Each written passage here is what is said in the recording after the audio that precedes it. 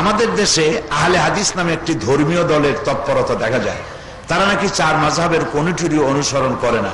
এখন প্রশ্ন হলো, চার মাযহাবের মধ্যে থেকে কোন একটির অনুসরণ করা কি আবশ্যক নয়? যদি কেউ অন্যদের মধ্যে হতে কারো অনুসরণ না করেন, তাহলে তাদের ব্যাপারে হুকুম কি? খুব ভালো ভালো প্রশ্ন করছে, আলহামদুলিল্লাহ। যেসব মা বোনেরা প্রশ্ন করেছেন, আল্লাহ তাদের উপরে রহম করুন, আমরা বলি আমিন।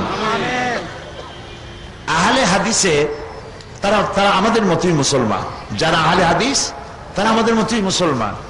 তারা হাদিসকে অনুসরণ করে কোনো গুনার কাম করে নাই।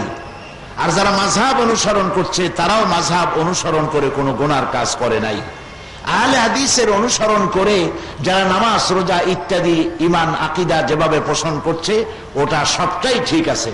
আর আমরাও মাযহাবের অনুসরণ করে যেটা করছি, এটাও ঠিক আছে। কোনোটার মধ্যে আমি কোনো তারতম্য দেখতে পাই না। আমলের দিক থেকে কিছু পরিবর্তন, হয়তো ওরা একটা করতেছে, আমরা আর একটা করতেছি না, এইরকম। কিন্তু ফরজের ব্যাপারে এই ব্যতিক্রম হচ্ছে না। যেমন তারা হাত বাঁধে বুকে, আমরা বাঁধি নাভিতে। নবী করিম সাল্লাল্লাহু আলাইহি ওয়াসাল্লাম দুটোই করেছেন। নবী করিম সাল্লাল্লাহু আলাইহি ওয়াসাল্লাম নামাজের ব্যাপারে কোনো একটির ব্যাপারে হার্ড লাইনে ছিলেন না।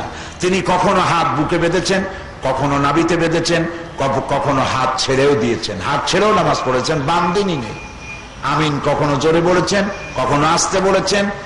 সুতরাং আহলে হাদিস ভাইরা যারা করছেন, এ সবটা হাদিস সম্মত, একটাও হাদিসের বাইরে নয়। আর আমরাও যেটা করছি, আপনি ইচ্ছে করলে যে কোনো একটি মাযহাবকে অনুসরণ করতে পারেন।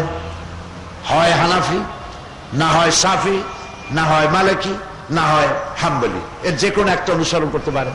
আর এই চারটার একটাও যদি পছন্দ না হয়, না করেন, যদি আপনি শুধু হাদিস এবং কোরআন অনুসরণ করেন, তাও আপনার শরীয়ত মানা হবে না, এমন কথা কোনো বিজ্ঞ, কোনো মুহাক্কিক আলিম বলবে না।